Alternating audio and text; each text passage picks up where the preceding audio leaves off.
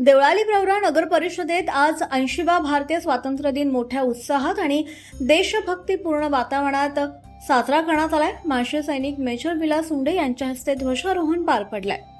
भारतीय स्वातंत्र्य दिनानिमित्त प्रारंभी हुतात्मा चौकात नगराध्यक्ष सत्यजित कदम यांच्या हस्ते अभिवादन करण्यात आलं। त्यानंतर नगर परिषद आवारात होमगार्डचे प्रभारी अधिकारी अनिल कदम यांच्या मार्गदर्शनाखाली तिरंग्याला सलामी देण्यात आली।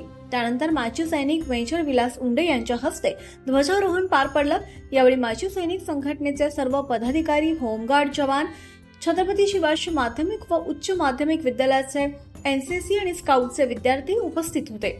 यावेळी प्रजापिता ब्रह्मकुमारी ईश्वरीय विश्वविद्यालयाच्या वतीने विजयादिधी आणि व्यसनमुक्तीपर शपथही देण्यात आली।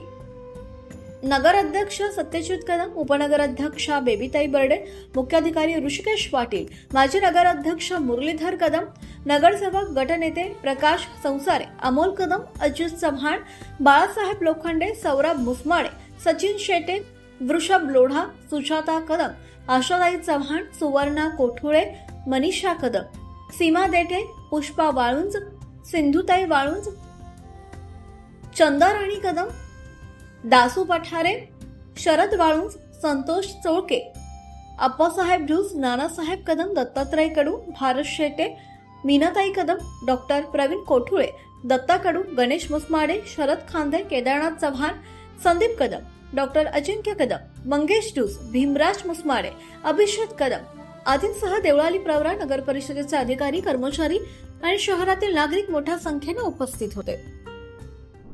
आपल्याला सर्वांना शुभेच्छा देताना खऱ्या अर्थाने बोलायचं झालं तर सध्याची आपल्या गावातली परिस्थिती, नगर परिषद, नगराध्यक्ष या नात्याने, या गावचा कुटुंब प्रमुख या नात्याने काही वस्तुस्थिती आपल्या समोर मांडून आपल्या सर्वांच्या सहकार्याशिवाय आपलं गाव पुढे जाऊ शकणार नाही। त्यामुळे आपलं सहकार्य आम्हाला अपेक्षित आहे। त्या अनुषंगाने जर सांगायचं झालं तर आता सध्या आपल्या नगर परिषदेची सगळीच बाबतीतली परिस्थिती, कामांच्या बाबतीतली, आर्थिक बाबतीतली आपल्यापैकी बऱ्याच जणांना कल्पना आहे।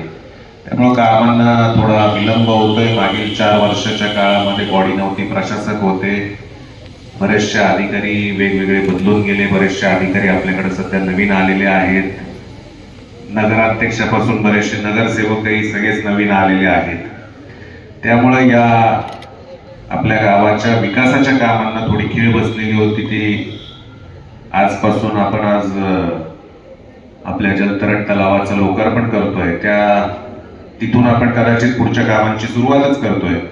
परंतु हे होत असताना आपलं गाव गेल्या अनेक वर्षांपासून, अगदी संत गाडगे बाबा अभियान त्यावेळेस पासून आपण स्वच्छतेची पारितोषिकं घेत आलोय। परंतु आता सध्या आपलं कोणाचं लक्ष असेल नाही मला माहित नाही, जर लक्ष नसेल तर विनंती करेल की आता घरी जाता जाता बघा की गावाच्या कुठेतरी पूर्वीची स्वच्छता होती ती थोडी कमी दिसतीये।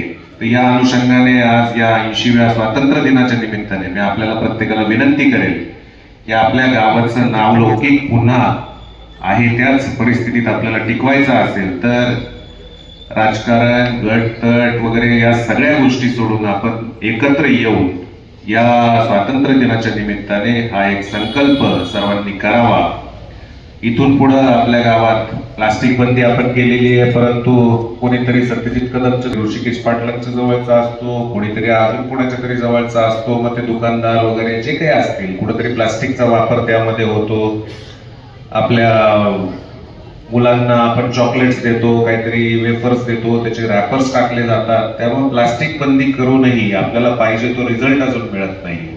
त्या बाबतीत आपल्याला कठोर कारवाया करायची वेळ येऊ नये यासाठी आपल्याला आपल्या गावाच्या सर्वच नागरिकांचं सहकार्य अपेक्षित आहे। ते मिळवण्यासाठी आज इथं उपस्थित असलेला प्रत्येक जण याचं सहकार्य नगर परिषद म्हणून प्रशासनाला, आम्हाला लोकप्रतिनिधींना अपेक्षित आहे, ते आपण सर्वांनी करावं एवढी एक विनंती या निमित्ताने करतो। या 80व्या वर्षाच्या आपल्या स्वातंत्र्य दिनाच्या निमित्ताने पुढील 1 वर्षाच्या काळामध्ये आपल्या गावामध्ये प्रत्येकाने जर ठरवलं मनाशी तर मला असं वाटतं की आपल्याला कुठेच प्लास्टिक बंदी करताना अडचण येणार नाही। आपलं गाव स्वच्छतेकडे नेताना, गावाच्या विकास कामांकडे लक्ष घालताना कुठेही कुठल्याही प्रकारची अडचण येणार नाही। हा एक बंधुत्व भाव आपण सर्वांनी पाळावा आणि त्या पद्धतीचं नियोजन नगर परिषदेमार्फत होत असताना आपण सर्वांनी त्याला सहकार्य करावं एवढी एक विनंती या निमित्ताने कर. आवाज जनतेचा, लढा सर्वसामान्य जनतेच्या न्याय हक्कांसाठी.